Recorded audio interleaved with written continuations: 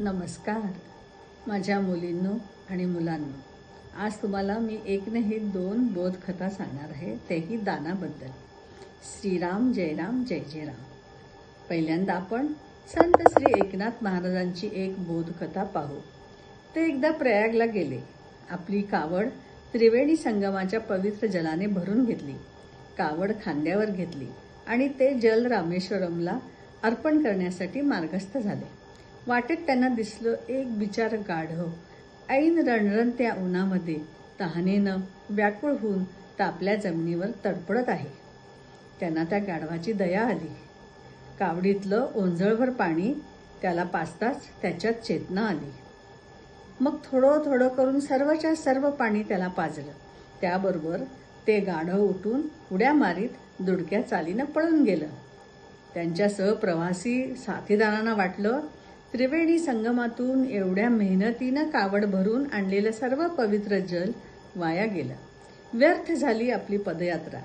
तेव्हा एकनाथजींनी हसून सांगितलं, बांधवांनो, जरा माझा ऐका. तुम्ही नीट विचार करा. भगवंत ज्याप्रमाणे तुमच्यामध्ये माझ्यामध्ये सर्व प्राणीमात्रांमध्ये आहे, त्याचप्रमाणे तोच त्या गाढवामध्येही अंतर्बाह्य भरून आहे. बाबांनो, माझा पूजाविधी तर इथूनच रामेश्वरमला पोहोचला. भगवान शंकरांनी तर माझ्या जलाचा स्वीकार केला सुद्धा. तर त्यातनं काय आपण बोध घ्यायचा की दानामध्ये सर्वात जास्त महत्व कशाला असतं? त्यागाला.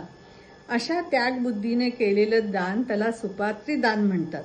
अर्थात सुपात्री म्हणजे काय की ज्याच्याकडे ज्या वस्तूचा अभाव आहे त्याला कोणत्याही प्रकारच्या परतफेडीची मनोकामना न बाळगता ती वस्तू देणे हे झालं उत्तम दान.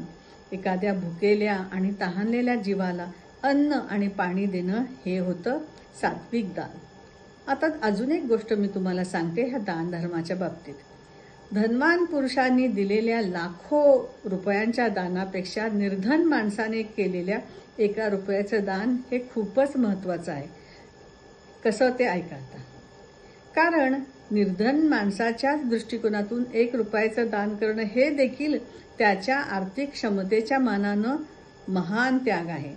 भगवंतापाशी न्याय आहे आणि असं जर नसतं तर निर्धनाला मुळीच मुक्तीच मिळाली नसती. आता या संदर्भातील एक कथा पाहूया. एका नगराचा एक राजा होता.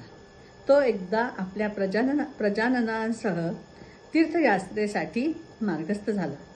मार्गामध्ये एक माणूस विवस्त्रावस्थेत जमिनीवर पडून होता आणि तो त्या कडाकाच्या थंडीनं कुडकुडत होता. राजाच्या पांथस्थ प्रजाजनांमध्ये गरीब पुजारी सुद्धा होता. त्याने एक धोतर नेसलं होतं आणि अजून एक आपल्या दोन्ही खांद्यावरून पांघरून घेतलं होतं. तो थंडीनं कुडकुडणारा मनुष्य या पुजाऱ्याच्या नजरेस पडताच त्यानं पटकन आपल्या खांद्यावरील धोतर त्या कुडकुडणाऱ्या माणसाच्या अंगावर पांघरलं आणि यामुळेच त्याचे प्राण वाचले. आता नेसलेल्या एका धोतराव्यतिरिक्त त्याच्याकडे काहीच राहिलं नाही. ते सर्वजण वाट चालतच राहिले. मध्याह्नीची भर दुपारी 12ची वेळ जवळ येत चालली. उन्हाचा कडाका जाणवू लागला. सर्वजण घामाने निथळू लागले. परंतु त्यांना प्रकर्षानं जाणवू लागलं की आकाशातील ढग त्या सर्वांच्या वर सावली धरून त्या सर्वांच्या गतीनं पुढं सरकत आहेत. राजाच्या मनात विचार आला की त्याच्या स्वतःच्या पुण्य प्रभावामुळेच सारे ढग सावली धरून चालत आहेत. सर्वांची वाटचाल सुरू होती. काही वेळानंतर थोडी विश्रांती घेण्यासाठी म्हणून सर्वजण एका वनराईत विसावले. पुढील वाटचालीसाठी निघणार तोच तिथं एक महात्मा उपस्थित झाले. त्यांनी राजाला विचारलं, हे राजन, आपल्याला ठाऊक आहे का हे मेघ कुणाच्या पुण्य प्रभावामुळे आपल्या सर्वांवर छाया धरून चालत आहेत? राजा काही उत्तर देऊ शकला नाही. तेव्हा त्या महात्म्याने सांगितले, अच्छा, आता तुम्ही सर्वजण इथून एक जण सुटे निघा. ज्याच्या मस्तकी छाया धरून मेघ पुढे सरकत राहील त्या पुण्यवानाचाच हा पुण्य प्रभाव आहे हे सर्वांना समजून येईल.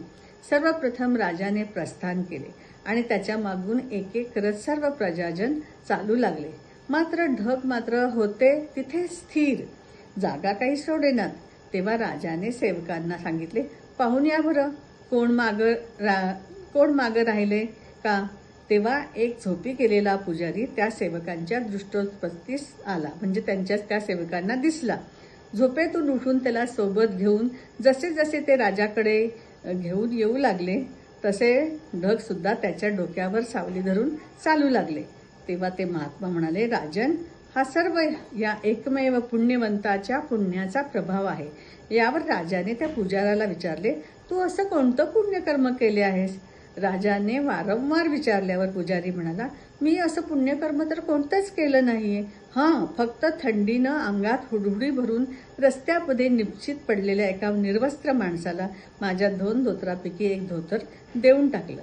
यावर तो महात्मा राजाला म्हणाला, राजन, आपण दान तर खूप मोठं करता, परंतु आपल्याकडं अतुलनीय विपुल संपत्ती आहे.